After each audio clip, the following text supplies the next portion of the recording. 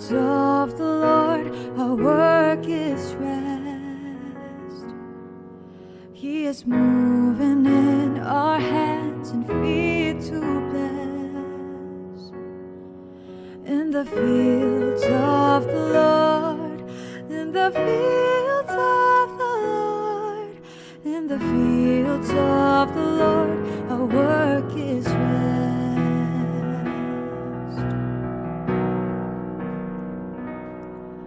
In the vineyards of the Lord, our work is light.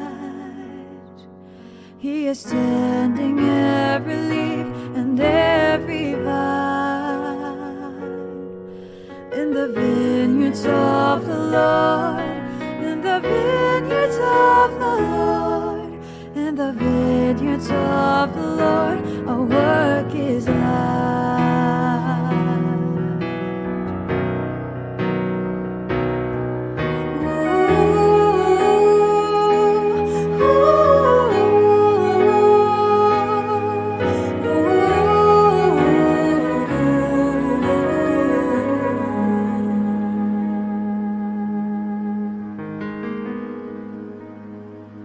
At the harvest of the Lord, the fields are white.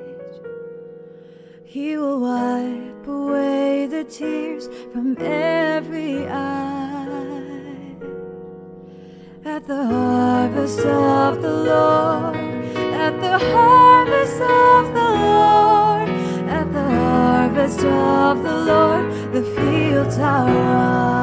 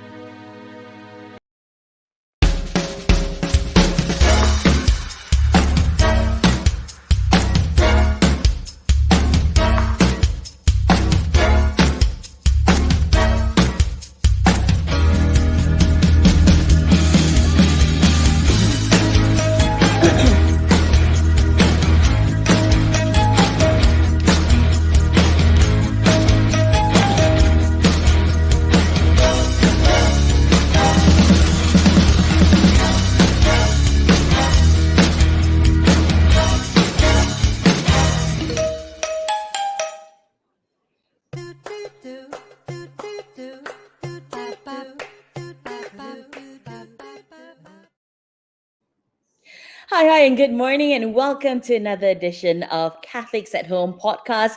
I am Mag, and this is our 65th episode of the podcast. Can you believe it's been 65 weeks already? And we want to thank you for your continuous support and making time for us right here on Catholics at Home. Now, of course, it brings me great pleasure to share with you that we are now streaming on the channels of the Archdiocese of Malacca Johor, Penang, and Miri, and we welcome you, especially if this is your first time joining us here on Catholics at Home. Now, of course, today we've got a very interesting topic lined up for you. We are going to be shining a light on how the pandemic has affected the man on the street, especially the poor, the homeless, and the marginalized. But before we get into that conversation, I think you know what the cue is, right? We cannot have a show without the man behind the show. So let's bring on our main man himself, Father Clarence Devadas, on today's Catholics at Home. Good morning, Father. How are you today? Father, you're muted. After 65 weeks, I still forget to unmute myself. That's funny. How are you, Father? I am good, Mac. Given the situation, the circumstances, trying to do what I can together. What we do here, what we do, I do in the parish. Like you said, trying to reach to the man and the woman. Don't forget, and the children on the streets at this very difficult time. Yeah. And how are you keeping? Good to have you back. Okay. Surviving. That's what we do, isn't it? As human beings, we adapt and we survive. So as much as we can, at least. Yeah, it's I think that's one of the qualities of the human person that is undervalued. The ability to adapt, the ability to overcome challenges, difficulties. And like you said, what we see today is happening in our country. People reaching out. It's amazing, isn't it? I mean, it's how everyone is doing something to help one another. So I think, the resilience that humanity has is something amazing. Yeah, and we have two great people this Definitely. morning to talk to us about it. Definitely. I think when we talk about reaching out to the streets, these two have been doing so much, and it just blows my mind the extent that they go to, and the fact that there's no such thing as being tired. They're never tired of doing what they do, and I think we're grateful to have people so committed to helping the poor, so committed to helping, like one of our guests helps the stateless, the marginalized, and those who are suffering in silence as well. Let's just face it that, Father, you mentioned just now, we've been locked down, or rather we've been at home for 400 days. I mean, wow. There are so many people who are actually suffering in silence as well. So, let's get right to this conversation this morning. And, we've spoken a little bit about our guests, so let's bring them on. Let's have Dr. Hartini Zainuddin. She is the founder of Yayasan Chowkit, and Arnaud Marolleau, the VP or the Vice President of the Giving Bank. Welcome, guys. How are y'all today? Good. Good morning. Hi, Meg. Hi, Father Clarence. Hi, good morning. Good morning, guys. Hi. We're Hi. good, and we hope you are too. Thank you so much for joining us this morning. I know now for this 1.5 hours, perhaps, the streets are missing you. And you get a little bit of rest. Thank you. Thank Now, you. let's face it. Let's face it, the COVID-19 pandemic has taken a toll on everybody's life, but I'm sure that it's been especially cruel to the poor and the vulnerable. And I think you've seen it firsthand as well. So today we want to tap into your brains, tap into your stories, and find out more about how things have changed since the emergence of the pandemic. So I hope you can share that with us. But before anything, Father, what were you going to say? Sorry, I cut you off. No, I was just going to say, despite having interesting and trending conversations, we also bring people who are in a similar field of work together. I'm told that Arnaud and Tini have heard of each other, but first time meeting each other. So Yes. we are also connecting friends. Yes. Absolutely. That's wonderful. That's the beauty about it. Yeah. Now, of Yeah. course, if you're watching us, you are more than welcome to drop in your comments at the comment section below. Don't forget to like and share the podcast as well, so that we can spread the word as far as we can and hopefully help more people out there. So let's start with getting to know your stories. Now, individually, you have two different backgrounds. How you started, of course, very different as well. So tell us a bit about yourself and what you do in your respective organizations. Tini, go. Sorry. Okay, so I am actually trained as a teacher. I've wanted to be a teacher since I was 6 years old. Lived in America for 20 years. Started as a volunteer working with children in different sort of situations. So I've worked in soup kitchens in New York, in shelters, in St. Vincent's Hospital. I was one of those candy stripers that, walked around the AIDS wards, giving out magazines, listening, doing a buddy system. And then when I came home, I wasn't sure what I wanted to do. I knew I wasn't going to teach, but I wanted to work with children, and it sort of evolved, right? Volunteering in one of the daycare centers in Chowkit, and then seeing what the gaps were, and then sort of expanding with it. I think I'm blessed because I have friends, lots of friends, and I have this network of people who really want to help. So that's really how it started. It's very organic. I didn't start out learning about child protection or doing child rights. It sort of organically grew and fell into my lap, and I sort of advocated for it because I saw there were things missing for children. That's how it started. That's a beautiful story. Arnaud, what about you? Entrepreneur, been in Malaysia for 25 years. And I think at one point in my life, something was missing. You can be very successful at work and still there is a gap. There's something that needs to be fulfilled. And a really good friend of mine, which is the founder of the Giving Bank, Dr. Jensen Ang, asked me, why don't you join as a volunteer? And I did. My first mission was with an orphanage. We were helping the orphanage to move from one block to another. And I got hooked. And like before it was 30% the giving bank and maybe 70%, work. And for the last 400 days, like Father said, I think it's 80% the giving bank and maybe 20% work. Wow, it's flipped. Yeah, totally. 100%. Now, the Yeah. both of you mentioned that, you realize that there is something missing, right? So when did that come to you? I mean, how did you notice that this is what needed to be part of your life to make you whole? For me, it was setting up or working with the ministry on setting up this daycare center in Chowket, and it sort of just fell into place. And there were personal things going on in my life at the same time. I think my father got sick and he died, and so this was the same time that I was doing volunteer. And just like Arnaud, there was something missing. And I knew I always wanted to work with children. I just didn't know where, and I never ever thought it would be Malaysia ever. Because for me, it was like, Malaysia's not poor. We don't have poor children. We don't discriminate against children. We don't, discriminate against people. And then you do. And then you find out they do, and that no one is doing anything about it. That's one part. But the other part was realizing that there were little people, that's children, little grown-ups, that's what I call them, who have bigger problems, but have the right attitude. I know you talked a little bit before the show about resilience. These children have resilience like you cannot believe. If you were to put me on the streets under the same conditions that some of these children and families are working, I wouldn't survive. I really wouldn't. And what these kids have, that courage, that determination, that creativity, and that will to want to not just survive, to thrive, is incredible. And so for me, they were the role models. And I thought, my life isn't so bad, and I can do something to make things better for them. So I try. Yeah. Just listening to both of you, I was just wondering, I mean, just alluding to what Meg had asked, is this something that, that was nurtured when, in your family? I mean, like your parents, that you got this love of service, of generosity. Is that something that you grew in the context of your own family? Yeah. Yes. I mean, for me, I'm talking too much, Arnaud. You better jump in.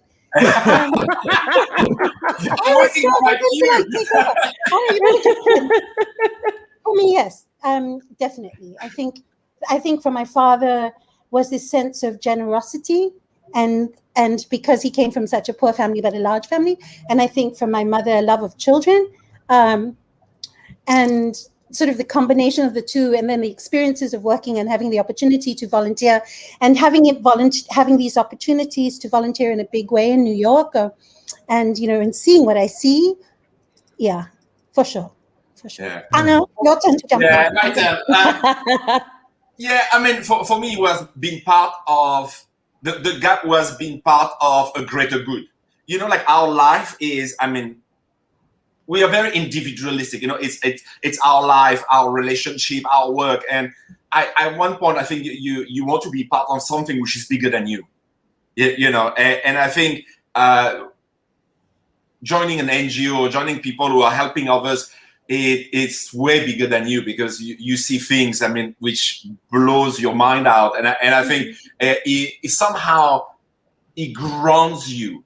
It makes you feel so grateful of where you are. You really feel like every time I go out, I come back, I'm mesmerized how blessed I am, and I think this is something which is really, really amazing. And the way it started for me is in France at the time when I was young, a few years back. We had to do our military service.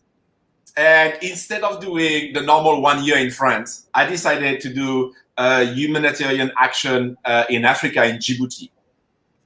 And that's the way it started. I was part of the Air Force hospitals, and we were taking the helicopters and stopping with the nomads here. And that's where I discovered, and there was more than concrete, glitters and lamplights, you know what I mean? And you start seeing, more than where you grew up with, in your nurture family hub. So it was amazing. And I think 40 years later, he catch me back. Wow. Wonderful. Now, of course, before we go deeper into the conversation, for all our viewers who are watching right now, they would like to know, what do you do in the Giving Bank? What do you do at the Yayasan Child Kit? Maybe you can share that with us so that we can dive deeper into what you do as well. All right, so I'm the vice president of the Giving Bank. Started as a humble volunteer, but I think because I was disturbing Jensen all the time, asking, what do we do? What do we do? Let's go on the ground. Let's do something. Let's go. He said, okay, this guy's enthusiasm needs to be used. So I end up being the vice president, which is, it's amazing because when you're a volunteer, you just show up, right? You just do work. And I think, Tini will really relate to this. But once you're part of the managing an NGO or organizing things, it's, you are like, it's 24/7. You get called of people who need help. You're calling people to raise funds. I mean, I think I have lost a few friends because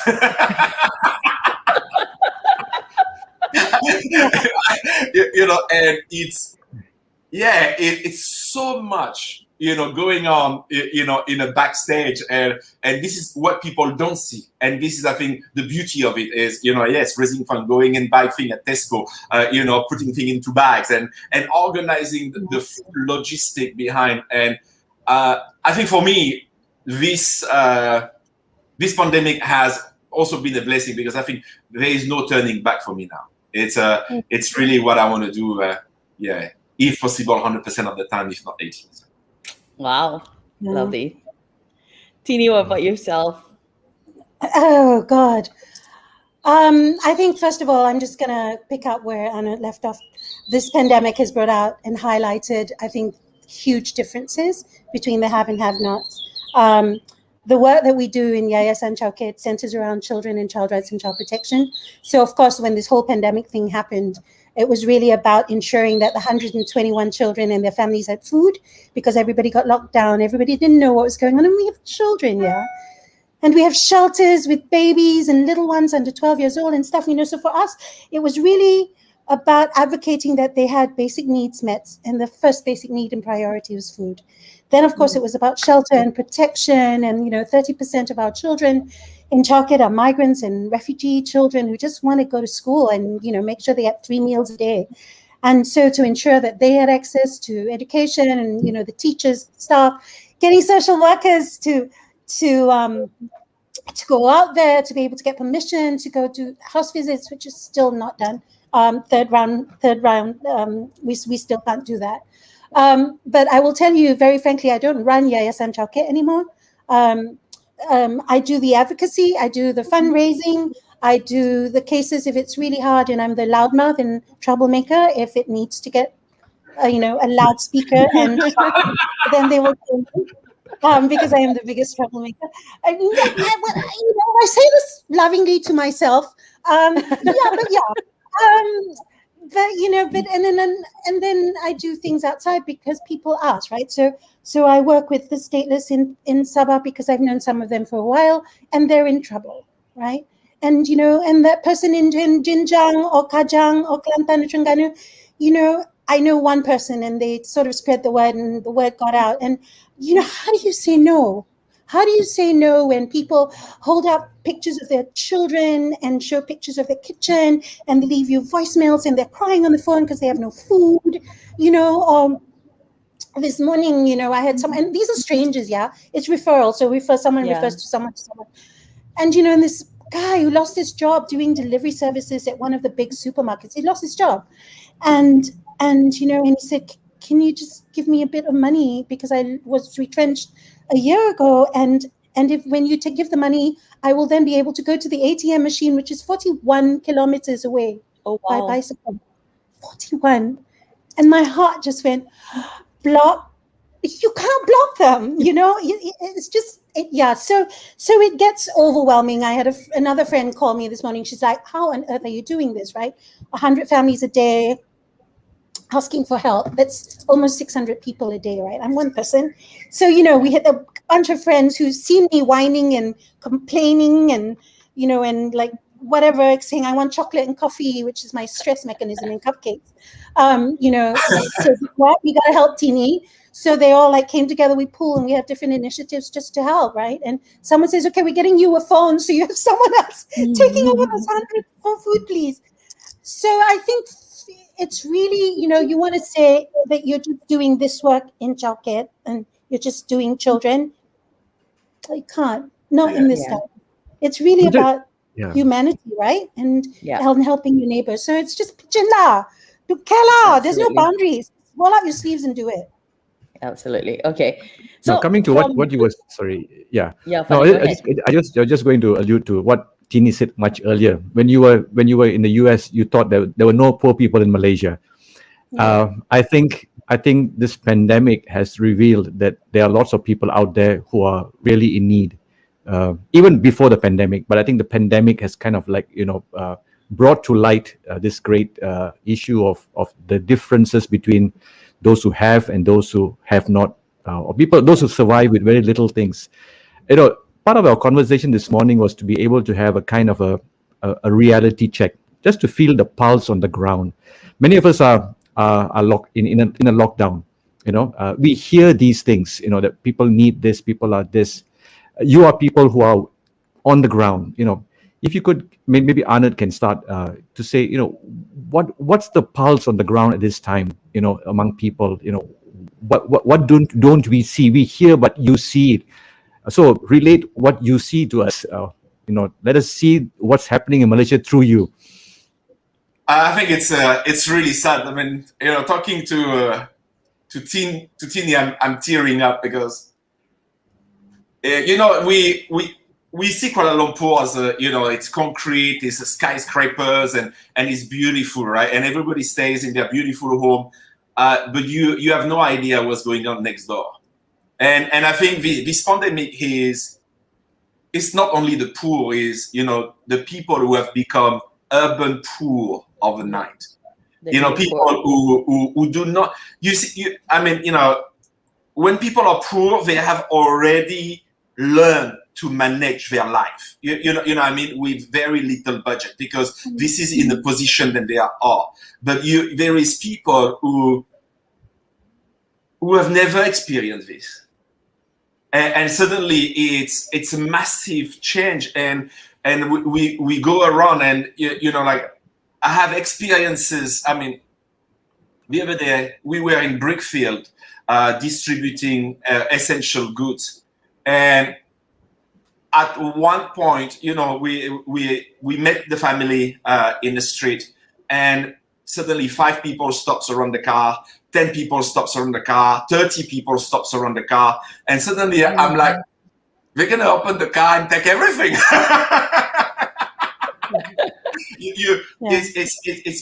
People are really in need, and there is frustration because they seems to be asking a lot of places, and the government cannot cater or is overwhelmed by the situation and is not able to help, and you can see this frustration of people wanted to survive, and we have never seen this before.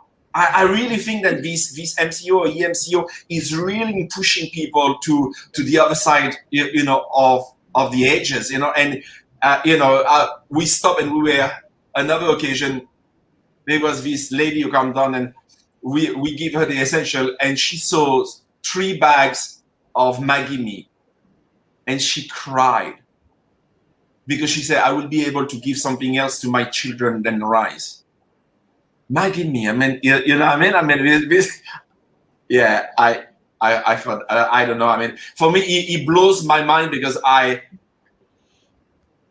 it's overwhelming because you never see the end of it. And I was talking to Jensen the other day, and I says, are we gonna be able to really help all of these people? And his answer is, we are only here to give a better beginning, a light of hope to people. Then they are cared for. Then we have them in their mind, and they say that will push them to the next step. And I think that was really, really powerful. Hartini, what about yourself? I try really hard not to cry, so I eat more chocolate. It is horrible. Yeah. It is horrible on the ground now. I have the privilege because I am a consultant for the Malaysian Red Crescent. So I actually do strategy, right? So I do like the lofty policy strategy. What are we going to do to get more money? The partnerships. I do that work, right? And then you see what's happening with YCK, and we have staff, and we're galvanizing and trying to move and address children, and then I do Sabah and Kelantan and the single mothers and all. That's my personal capacity. And you see, and the stories I think are heartbreaking. I will give you one. So a mother asked me for help. We usually try to give 200 ringgit to last a family for 1 month. Yeah, it's 50 ringgit a week. And so I gave her 200 ringgit. She was so happy because she had all these children hungry. And then she sent me a picture of her daughter eating a bowl of porridge, bubo. And I said, wait a second, I just gave you 200 ringgit. Why is she only eating porridge with no meat, with no vegetables? And she said, oh, but she can survive on bubo because I have to pay the rent. I have never, yes, had poor people not pay rent, not so many, and not so many single mothers, not so many being kicked out their homes, not so many being driven out their homes, not so many losing their jobs. I am having by the hundreds in Kelantan, in Terengganu, in Sabah. Today, this morning, this guy was telling me, yes, he lost his job working as a delivery person in a food place. Another lady was 28 years old. She got laid off working in a factory. And she says, I don't worry about me, but I can see my parents, my older parents, despairing because I have 86 ringgit in my bank and I don't know where I'm going to buy the next meal. It's not enough to last me food for 2 weeks. And you hear these stories over and over again, right? And you just think to yourself, like, what can you do? And, and it's fine to say we do what we can, but for me, that's really lofty and that's really condescending in many ways because we can't do just what we can. We need to do more, and we need to do more, and we need to sort of share our resources and our love and our compassion with a lot more people than we want to, because we have to. Because if we don't, children are dying. Children are hungry. The elderly are sick and they're dying. And, and we don't see this because we have a house. We don't need to worry about rent. We don't need to worry about food. But there are so many out there who don't. So I eat a lot of chocolates and cupcakes to stress eat, as I said. And for me, a sense of humor during these horrible times is very important. Or you can go absolutely crazy. So, being your own caretaker and being your own self-care person is also very important. And so for my excuse, I'll lose the weight next year, but I need to do what I can to cope because people count, and not because I'm so amazing or so important. I'm just like you and the next person and the next person and the next person, but because it gets stressful and I'm only human and I am moved and I am compelled to help the next person. So whoever I can help, I help. But I have to do more than just help, right? I need to make sure they're okay. Because, these people who ask for food are going to come back in 2 weeks. We have no strategy. We have no system. Like I was in Djibouti during the wartime. It was a civilian war. And where we are now, it makes me think of a wartime. It's exactly the same of what I have seen, but because we don't see the enemy, and we are constantly on Netflix watching a lot of series, and we think there is absolutely no problem happening. I think the society at large is in total denial of what's happening in the hospitals. Totally in denial of what's happening in the ground, and I like for me who have went through the Djiboutian civil war, when I go on the ground, it's exactly the same. Yeah. Wow. I totally agree. I don't even know I watch movies, but I swear it feels like I'm battling enemies I don't even see, and trying to go in and help the citizens and the children, like, stop the fighting, stop the politics, stop the whatever. I'm like, oh my God, this is a war and we're losing. And you need to just don on your battle fatigues and get out there, roll up your sleeves and get out there. I don't mean helping the next state or the next district. Just check on your people down the street. And like I said, we're ordinary people. I didn't study anything. Nobody told me how to do this work. Nobody taught any of us how to do this work. You just have to do it, and just organize, ask questions. But it is a battle, and it is a war, and we're losing this war. We are. So in that case, how do we help in this war? Where do we come in? How can anybody, anyone at all who's watching actually make a difference? Because if it's a war, it's a battle that's never going to end, not until we find a solution, are we? But and I don't know about wartime tactics. Go ahead, Arnaud. But I was just thinking street to street, right? I mean, that's what I read and see in magazine movies, right? So it's street to street, like start with your own street, check on the mental health, make sure everybody's okay. If your street is fine, then go to the next street, go to the next street. But I think if every person just does what is around them, then that would help, right? And if, I'm talking to my friends, I mean, the whole day today, that's all I'm doing is meetings, like talking to people, like strategizing, like, how do we do this, right? Neighborhood by neighborhood, petrol station by petrol station, area by area. If the government can't do it for whatever reason, okay, fine, government can't do it, but we can't depend on them. We need to do this ourselves. Food is a basic need. You can't survive without no food. Mental health and all are privileges now, when they should be something that's a constant, right? We need to think about our mental health as well, but all this is supposed to go hand in hand. The fact that, education is now not accessible to all, that it's a privilege for those who have internet. How is that right? How is that right? So yes, it can get overwhelming, but if you do one family at a time, one person at a time, one street at a time, one area at a time, and everybody pitches in, that covers the whole country. Yeah. Yeah, I think a lot different people can help at different level. First I'm looking at all of these companies who do canned food. If you do canned food, every time the can is knocked or the can is not pretty, it cannot be in the supermarket anymore because nobody takes it. Yep. So it goes back to the factory. You're not going to do anything with this can. Give it away. Give it away. I mean, at the end of the day, take it as your CSR, take it as your branding. Why are you holding on those cans and you're not going to sell? I mean, that blows me away. And then when you call them, they are reluctant to give you those cans. But I'm like, you're not going to use it. These people which is dying of food out there, give those bloody cans, and not everybody wants to give it. There's people who are in a more comfortable situation financially, reach our website. We take every single cent that you can give. You know what I mean? The Satu Ringgit also we take. Imapulo cent also we take. We take it all. Satu Ringgit is very important now. It makes a difference. Yeah, it makes a difference because we are 8 million people in Malaysia.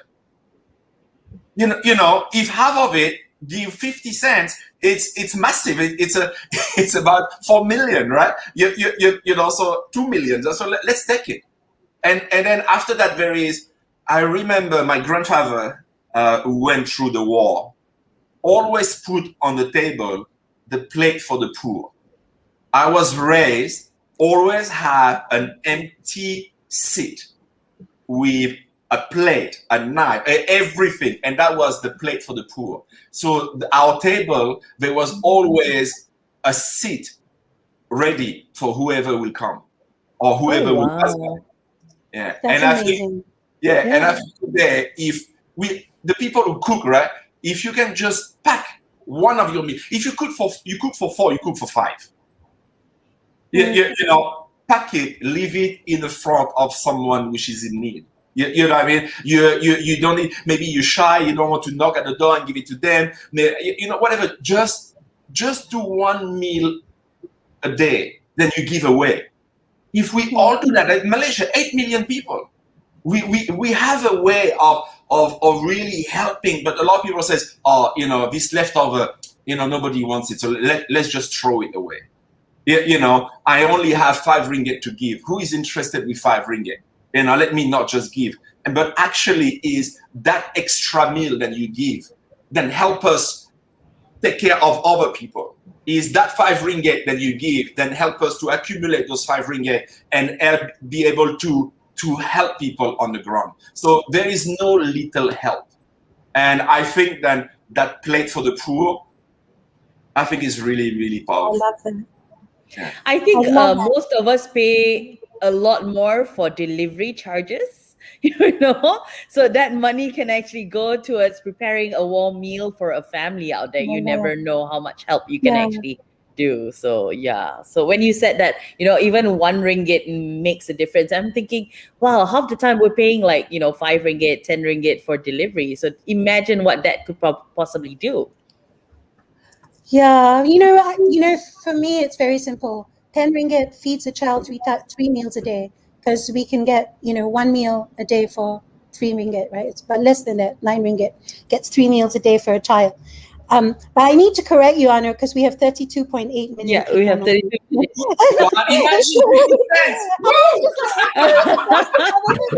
We were not 8 million in so long. Let's take it. I'm so sorry, but we gotta help a lot more.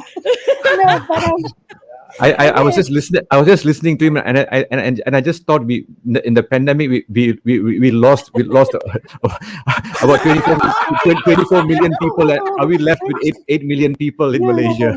It's okay. We will forgive the Frenchman in Malaysia. Yeah, No. I didn't want to bust your bubble, but I need to tell you about the reality. No, but honestly, though, 10 ringgit. 10 ringgit's 3 meals. Yeah, no, I think put it in I think perspective. both of you have kind of brought out the point that every one of us can do something, and we don't have to do big things. We can do small things in little ways to help. And I hear so many different stories of people helping out. When they go to pump petrol and they see this little kind of a shelf, they just put some things there, or they just buy some things and put it on the shelf. And I think that those are little things that people can start doing, that each one of us can do, because even though we are locked in homes, I know of our family that just set up a little kind of a kiosk in a grocery store to put things there, and people just take as what they want. I think this is not the time to judge people, who takes or who doesn't take, or do people take more than what is necessary. It's bound to happen, isn't it? I mean, I'm sure you working on the ground, you will also see that people, being humans, they do not know where the next meal is going to come from. So they may take more than what is needed. But I think this is the time, to put aside our judgment of people and just be able to contribute in whatever small way we can. It's so moving to just hear your stories, and I'm sure there are loads of other stories that you can tell. But just trying to. I'm sorry. Yeah. I interrupted you. Just trying to kind of come to grasp. We know maybe that the system has failed us, or the system is not working as how it should work. I'm just thinking in the sense that, to be able to reach out to your neighbor. And I think Arnaud has got a good suggestion: cook 1 extra meal, or buy 1 extra bag of rice if you're buying, and give it to someone. And I think what moves you? I just coming back to what you were saying earlier. At this time, to move others. How do you inspire others during this time? How can you be a flicker of hope? Because it's a time when, every day when the daily reports come up, it's just like, for me, it's like more and more depressing. Every day you hear the number of cases are going up.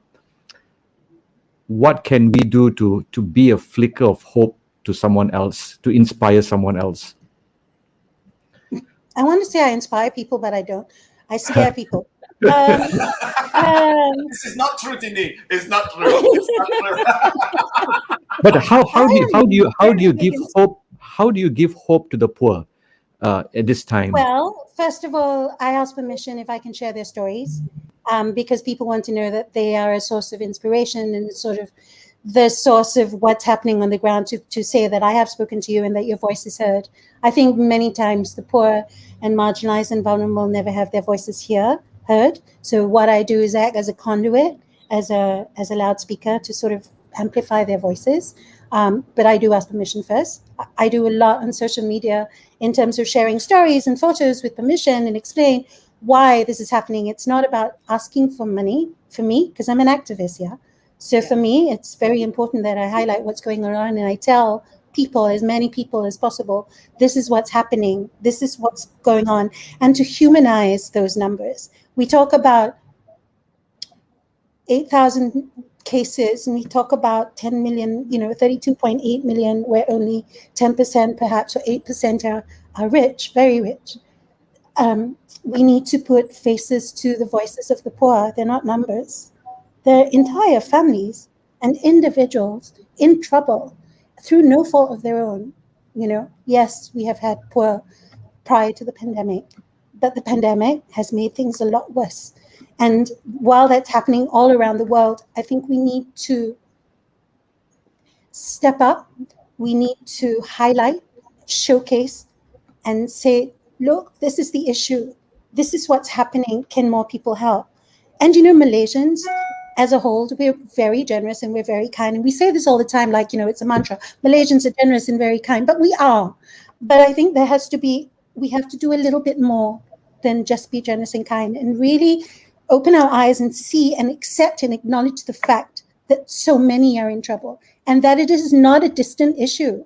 This is your next door neighbor, or the neighbor on the other side of the street, or the neighbor down the road. So we need to acknowledge that and understand that it is a collective responsibility of us as Malaysians, or us living in Malaysia, because we have non-Malaysians living here too, to step up and help. I have a poor child who is 17, who gives me 10 ringgit. That's all. She's poor herself, yeah? 10 ringgit every month. And she said, I know this is all. I said, that's how I always say, 10 ringgit pays for one day, 3 meals for one child. So never say, this is all I have, or this is all I can do, because you're doing a hell of a lot more than a lot of other people. So that's my message. That's how I do it. I really love what Tini says. I think the way that for me, I keep the good vibes. When I'm on the ground, I keep being, happy, positive, cheer up, because the people then we are already seeing, they're already done.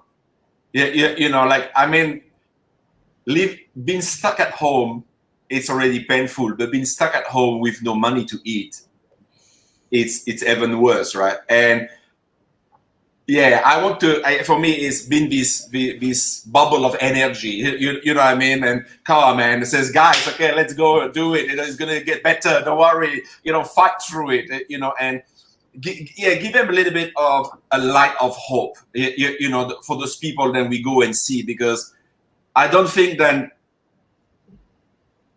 we are pulling into sadness helps, So I think for me is go see them, give them, of course, the essential food, being full of energy and compassion, and listening to them. I think having a lot of empathy, because I think these people feel that they are not heard, because they are literally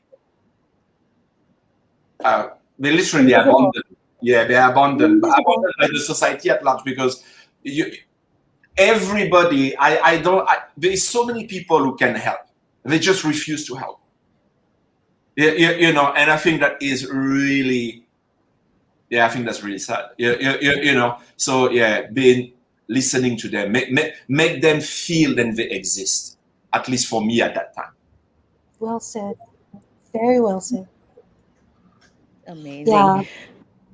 Now, I'm just curious though, when you go down to the streets, go down to the ground, and you are faced with so many people, you're overwhelmed by the response. Now, Arnaud, you say you are that bubble of hope, right? The bubble of energy. And Tini, you are loud and you speak for the people. But when you go home and you digest this and you sit by yourself, what goes through your mind after what your whole mission has taken you to?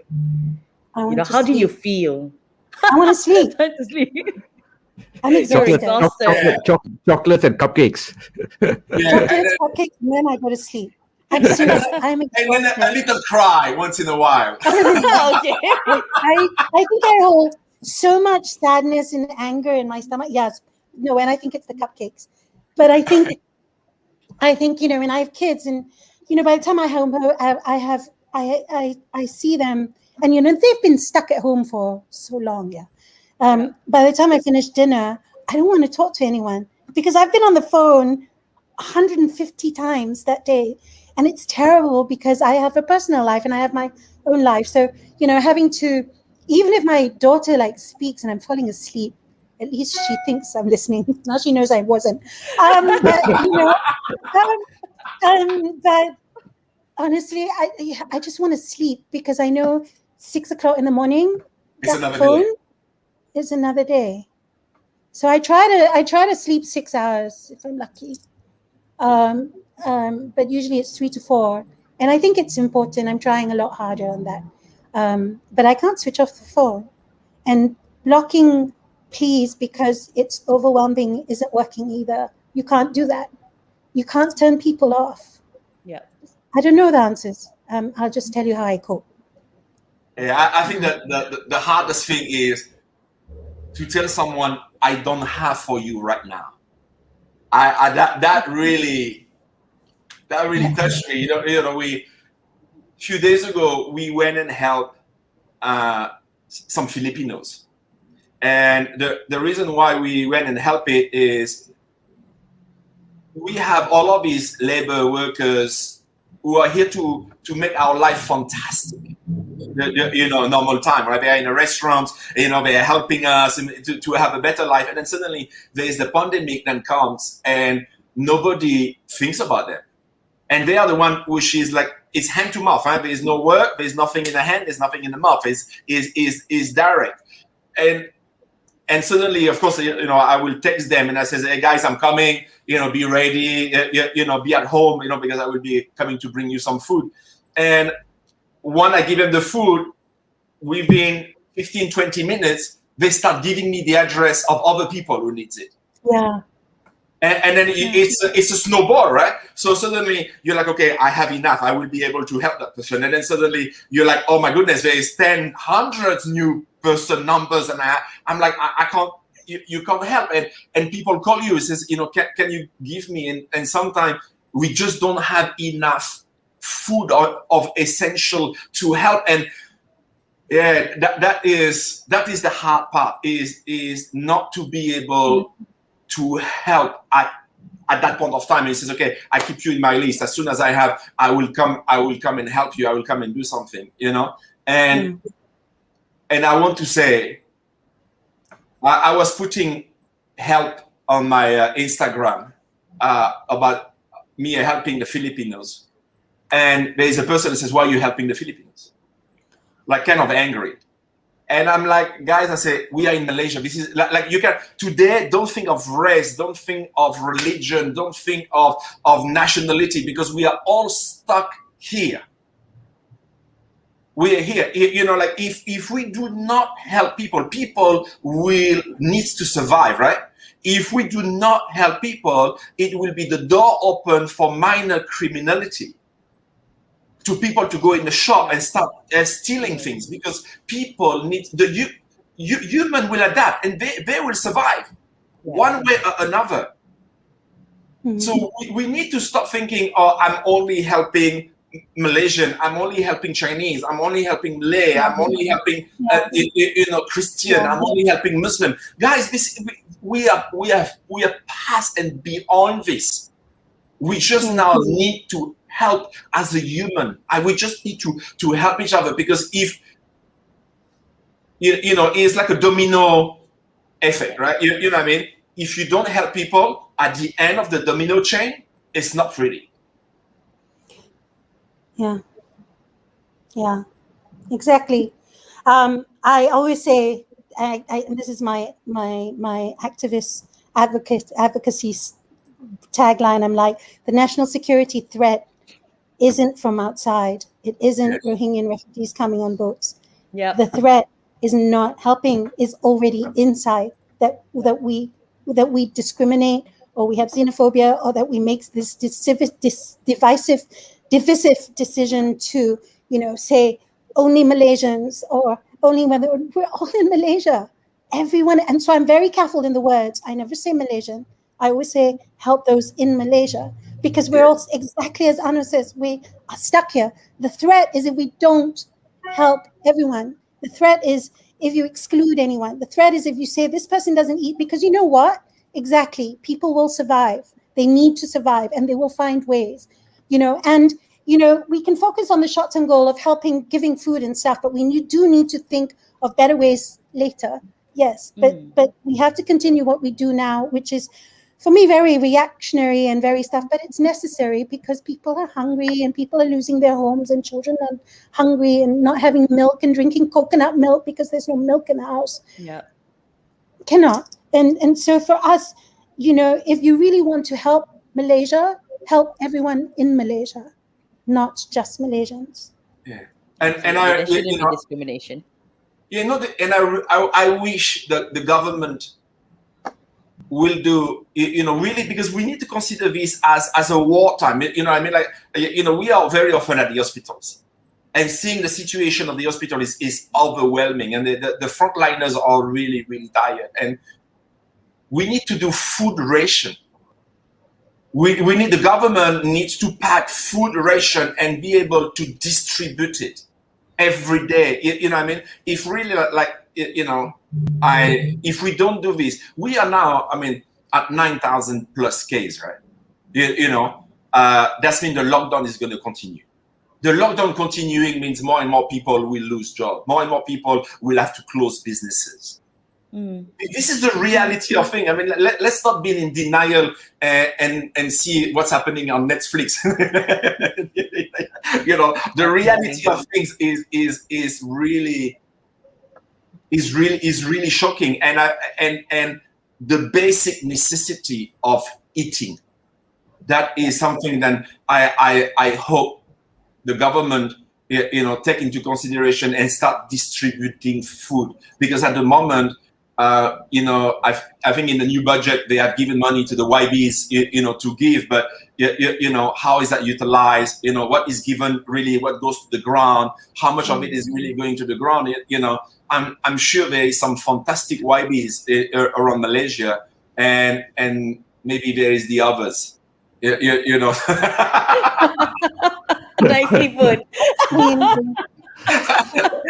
You say so you say so little that you say so much. Yeah, man. No, but because I have been in this country 25 years. This country has been so good to me. I had opportunities that I would have never had if I would have been in France. You know what I mean? I am privileged to have been a guest in this country, and I take it as my duty today to give back, today to help people, because you cannot just take all the time, right? It's not right. At one point you need to realize how blessed you are, and it's your time to bless others, and I will do what I can. Absolutely. Yeah. Okay. I think yeah. Go ahead. No, I think we have some interesting questions from some engagement with our audience. Yes, this we morning. do. Maybe Meg, you want to take some. Yeah, sure. Okay, we've got Lata who says, "Hats off to the both of you. What you have seen and shared with us are emotionally painful." But she does have a question. She wants to know, how do you keep yourself going despite the many challenges that you go through every day? Chocolates, coffee, and cupcakes. You need a pick me up, and that's like the perfect combination. Sugar and caffeine, because it's really that, and honestly that, and that my kids are safe at home and my family is safe. It gives me reassurance that I can go out and it's okay to go out and help others. But yeah, coffee, cupcakes, and chocolates. Seriously. Okay. Because there's and you can't jump in there. Just jump But in there. it must be difficult. Sorry, it must be difficult, Tini. I mean, at the end of the day, I think Meg alluded to that earlier. How do you distance yourself? Downtime? Do you have downtime? I mean, just Personal That was time. what I was gonna me say. time There's for no a while with your boundaries. family. Yeah, I'm not very good at boundaries, which is something I'm learning. It's sort of blurred, it's like one big, kaleidoscope of colors and just doing and time. Yeah, I mean, sensibly there should be boundaries and turning off. And, someone suggested to me this morning, like, give them like the doctor is in, right, on call and say, you can only, ask me for help for food between 6 a.m. and 6 p.m. After 6 p.m., I am not going to answer your calls. So she just told me that today. So I will try that. I don't know. I don't think it's gonna work. Yeah, I also can't do it. What keeps me going is as a Christian, I really think that the good will prevail. I know that we will get through this. I know, and I do not know the verse, but I think in the Bible it says at one point that to feel the grace of God, you need to feel the pain of people. Wow. And this is, for me, is really that what keeps me going. Is you go out there, you see what's out there, and yeah, you know, then you are in God's good book. Are you just getting brownie points, Arnaud? I want brownie points too.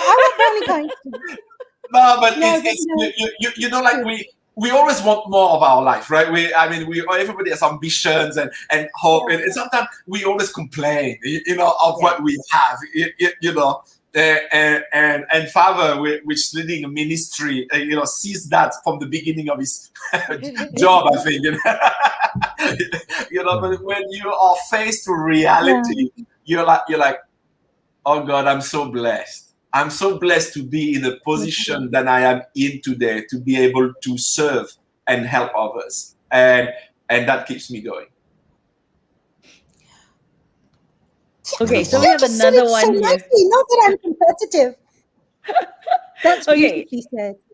Alexander is asking, do you think there should be a centralized platform for all NGOs or charity organizations to strategically coordinate and help each other out and to be informed on the lack or surplus of supply so that, they can actually meet the needs of a bigger pool of people or, channel the needs to where it is really needed?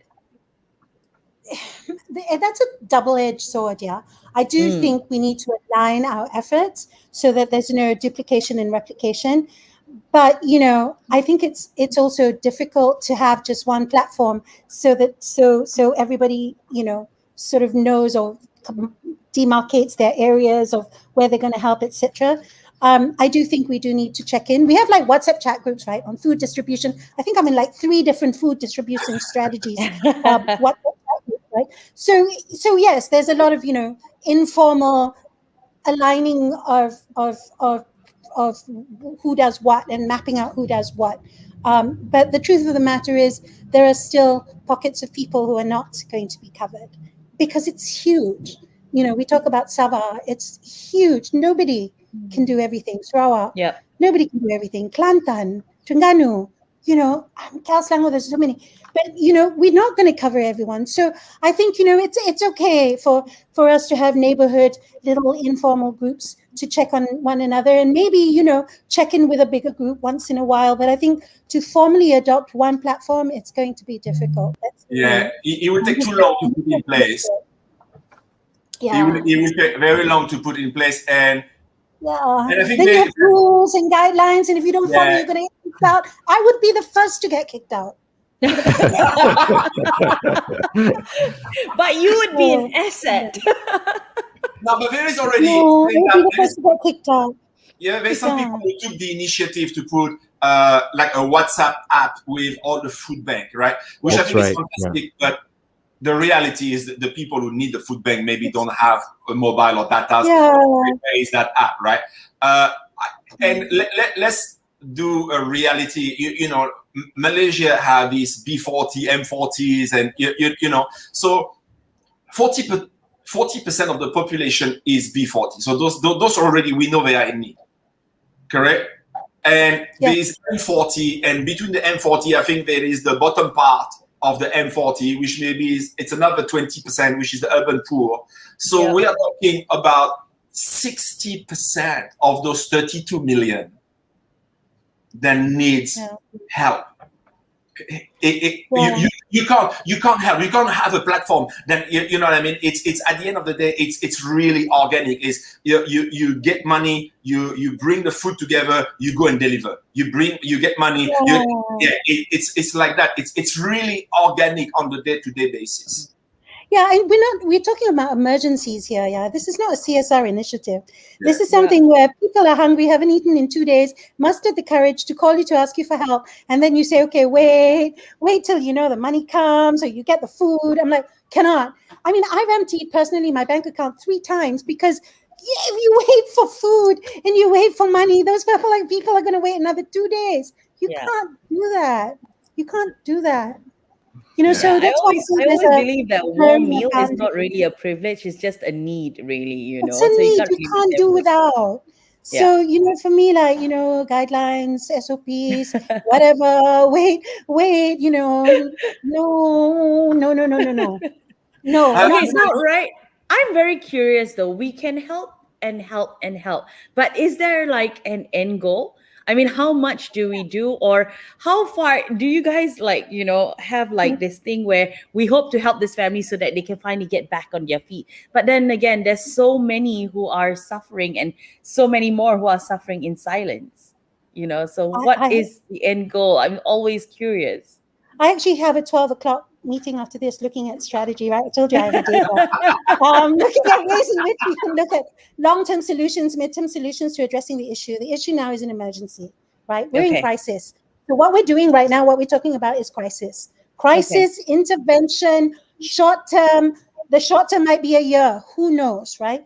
But we need to think about recovery. We need to think about, how to get these people, sustainable livelihoods, jobs back, right? And all these things have to get done because you're right. We will get out of the pandemic or we live with it, right? So we have to do this food thing for a while until it sort of stabilizes. Whenever that stabilizes, we'll know when we get less calls for help. We'll know when people don't starve as much. We'll know when children are back in school and they're eating, and there's systems in place that, however imperfect is, there will be systems running. Then we know it's time to look at to sort of implement the intervention and the long-term recovery, whatever it is. So what was I saying? I lost my train of thought. So now it's like fire, put out the fire. Then we're going to look at, oh my God, look at what's happening. Sorry, I didn't mean that. But look at what's happening, and see how we can sort of rebuild livelihoods and look at innovative ways to, do urban farming or rural farming or whatever it is, looking at food security. Our pillars on what matters to human beings and to Malaysians or people in Malaysia has changed. Yeah, totally. Yeah, definitely. So we're looking at like gig economies, platforms, digital, vertical farming, food security, water, forced wage, all these things that new ones. I'm like listening to my kids, talking about all these things. And I'm like, what food waste? What? I've never heard about this, right? So now it's like, this is the reality, climate change. Yeah, it's changed. Yeah. So I'm just reading as fast as I can and just trying to help as much as I can. So don't know. I have no idea. So we help them for now because there is an emergency, and then eventually we'll help them to, get placements and job security and stuff like that. Okay. I think that can only happen if we are really also taking the vaccination really seriously. Oh, for sure. Yeah, at the moment, I mean, this is the end goal, right? Once everybody or the majority of people is vaccinated, then life can go back as normal. I mean, Singapore was saying not long ago, then says, COVID-19 is here to stay. We have to learn how to live with it. Yeah. And I think that it's really accurate. And now is how do we have learned how not to fall into state of emergencies or, with the incubators and all of these things like that, right? So maybe the vaccine is not, a real vaccine. Maybe it's more of a pre-treatment, to avoid us, falling extremely sick. But it's still something that people have to take. There was 72,000. I'm very good with numbers, so maybe someone has to correct me. 72,000 of people who miss their vaccination appointment. I'm like, this is crazy, because this is today you cannot think, I want or I don't want, suka. You just have to do it because it's for the common good. Maybe you're in a privileged situation that you don't need it because you're not dealing with on the ground people, you're at home, and but it's not going to pass. Everybody have to take their vaccination because that's the only way that Tini and I can sleep. So,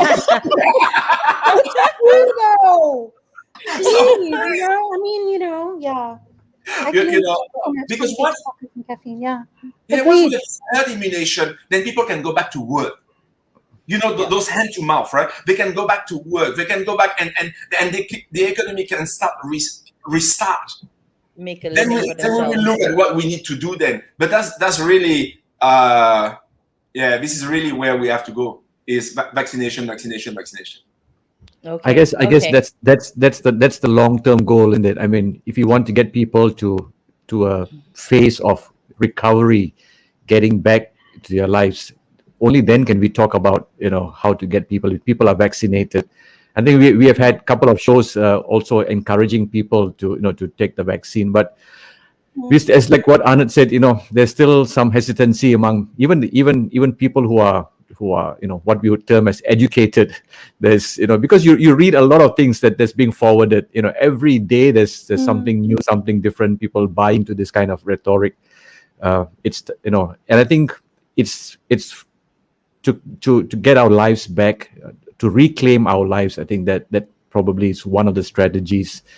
I guess, Tini, you'll be talking about later at 12 o'clock, in terms of long-term strategy. But I think, to what Alex was saying just now, I was just thinking, when we try and make this very organized, like you said, the problem comes is, regulations, verification, and it just slows down the whole process, isn't it? I mean, to get food to people's tables, when you have a major organization trying to put this thing together, because you're accountable, you want to do. But I've been saying to people is that, if a few friends can get together and say, okay, we're going to do this in our neighborhood, you don't need SOPs, you don't need regulations, you don't need strict guidelines.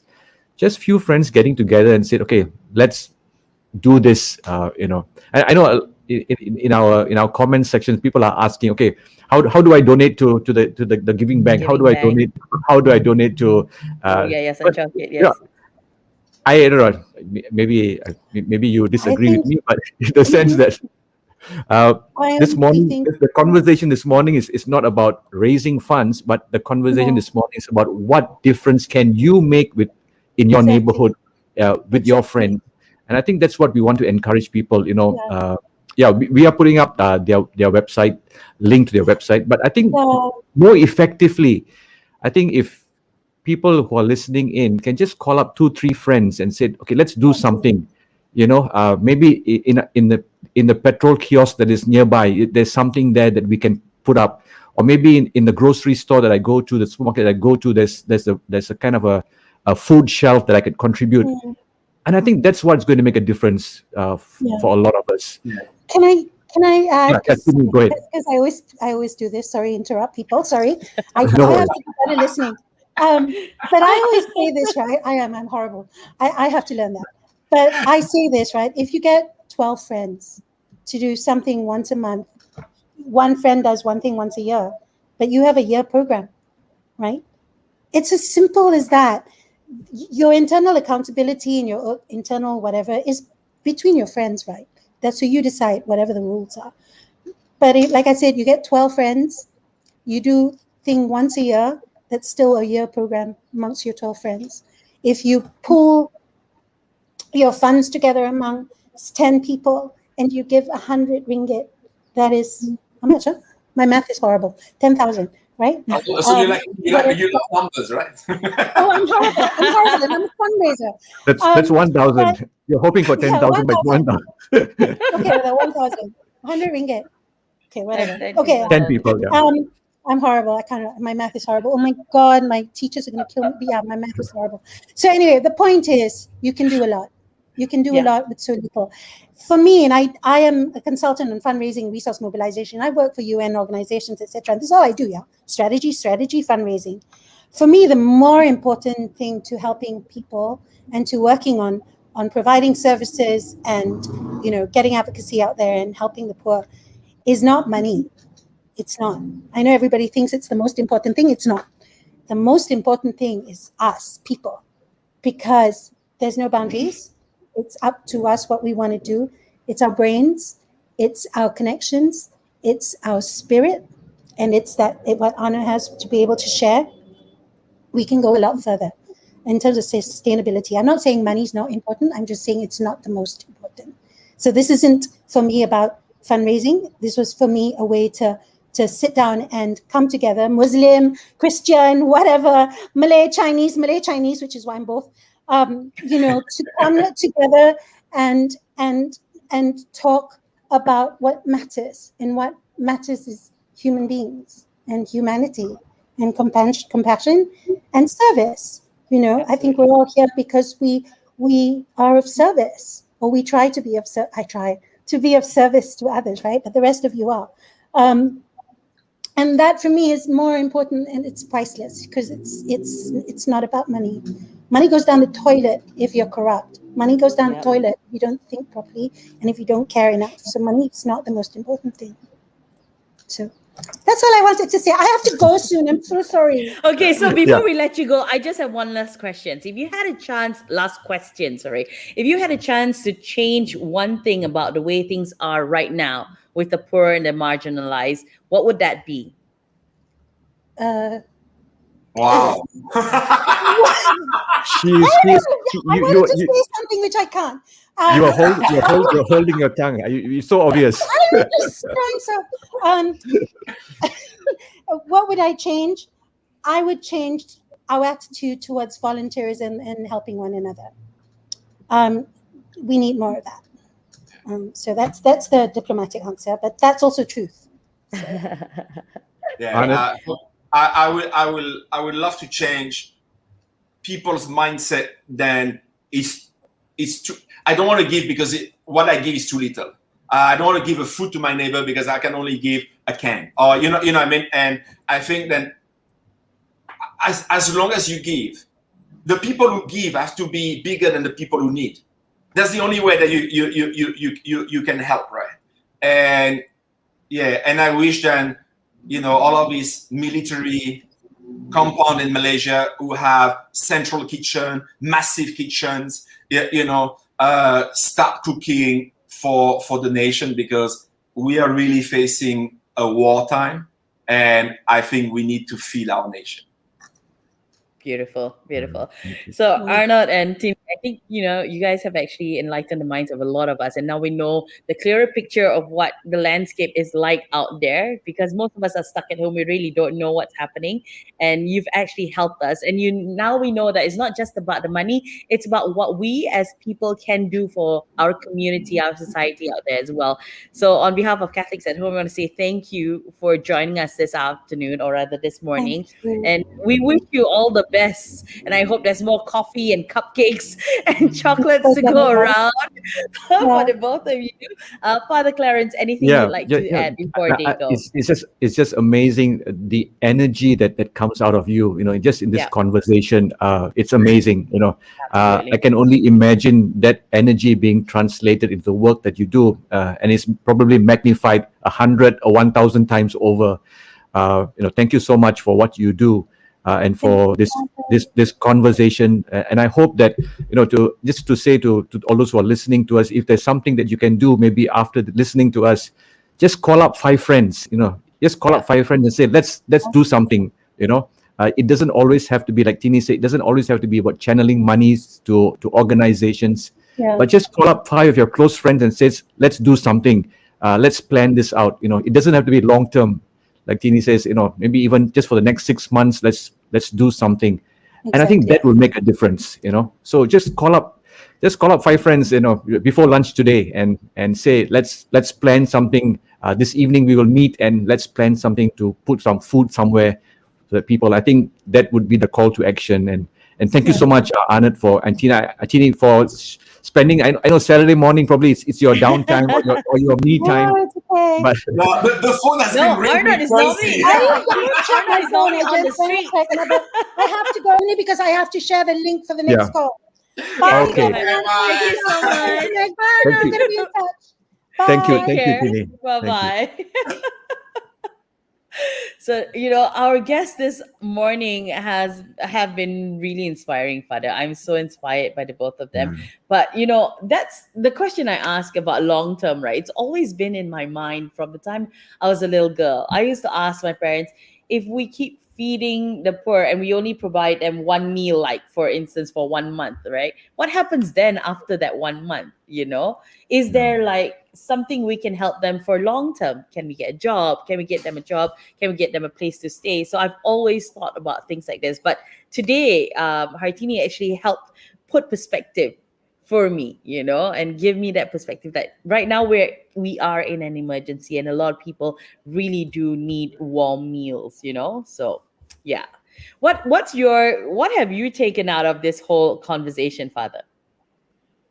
I think this is, for me, is that there are a lot of great people out there doing different things. People like Tini and Arnaud. I think one thing that we need to remember is we don't have to be great people to be able to do something. Even in our own ordinary sense, just to move ourselves to do something. I think that's the most important thing that I'm taking. That everyone will need to move, and do something. That's why I was saying that if after this we can just call up a few friends and say, let's do something. That's already a pathway to recovery, to helping each other. If just 2, 3, I'm sure we all have 2, 3 friends whom we can call and say, let's do something. And there are lots of opportunities out there. That's all we need to do. Yeah. So for me, that is every one of us can do something this morning. Yeah, and it's very true, Father. You don't have to be great, or you don't have to be rich to do something, because I think a lot of us always tell ourselves, when we be rich, right? When we are rich, we will help the people. Right now, I'm also struggling, so I can't help. But the thing is, a little bit goes a long way. Like Arnaud said, it's a warm meal for somebody. Placing that seat at your table, knowing that someone else needs that meal. It also makes a difference. And I think this past couple of weeks, there was a campaign that was recently launched that also showed that a lot of people are suffering in silence. So I think if you see it in your community, in your housing area, that's one way you can start as well. Reach out to that family, because you never know, they may not be able to make the rent this week. They may have a little child who don't have milk. So something can be done. So look out for that one. Yeah. I think we just need to keep our eyes open. To turn a blind eye at this time would be very cruel. And probably, at some point, I think this is coming from Matthew's Gospel, chapter 25, the final judgment. When I was hungry, you gave me food. When I was thirsty, you gave me a drink. When I was naked, you clothed me. This is the moment. This is it. This is where the gospel comes alive at this time. Yeah. Absolutely. Okay. Yeah. So look around. I think you notice that there are many people asking for help as well, and see how you can help your community, or help the people next door. Perhaps you may have a neighbor. Okay. You don't have to reach out. Okay. If you're in EMCO area, you want to reach out to KL, a bit pushing it, so start from nearby, okay? So we are also right now trying to garner 10,000 subscribers for our YouTube channel. So we'd appreciate if you'd like to share this and get your friends to subscribe to our channel as well. It'd be really, really doing us a favor. Thank you so much for that one. I want to thank you first. Also, for those of you who are looking out to help the Giving Bank or Yayasan Chowkit, the links are at the bottom as well. You can also go check them out on any social media platform, and it will lead you right there. So I think, Father, I think it's about time we wrap up the show for That's this right. afternoon. Yeah. Anything else you'd like to say No, for all our viewers? I think some of you may have watched that short promo clip that we did for Catholics at Home, which you will see at the end of this also. Just a shout out to thank Trinity 42, the media team. They have been collaborating with us and helping us in our work too. Just to thank them also for their contribution in helping to promote Catholics at Home. And maybe we just conclude with a prayer, and as we always do. Yeah. Yes, In the name of the Father, Son, and the Holy Spirit. Amen. Dear Lord, we thank you for this opportunity to have this conversation. We thank you for giving us the eyes of Arnaud and Tini to help us see what's happening in the ground, despite the fact that we are unable to move. We ask you, Lord, to inspire us to action, to help one another. Even the little that we give will help someone to live, to survive. Lord, help us to move into mission as we are called to, and to be able to navigate through this crisis with you guiding each one of us. We make this prayer through Christ our Lord. Amen. Amen. Father, Son, Father. Holy Spirit, amen. So there you go. We've come to the end of the show this Saturday morning. Thank you so much for joining us. And for those of you who caught us at the tail end of the show, don't worry. It will always be there on YouTube and Facebook. You can watch it at any time you're free. Feel free to share the podcast as well. And we will catch you again next week. I think next week we've got another very interesting topic lined up, isn't it, Father? We're getting very in touch with the current situation right now. So we want to just, share or spread the word as much as we can. So look out for that one happening next week. Yeah. In the meantime, we're wishing you a fantastic weekend ahead, and do take care, stay safe, and stay at home. Bye-bye. Bye, everyone.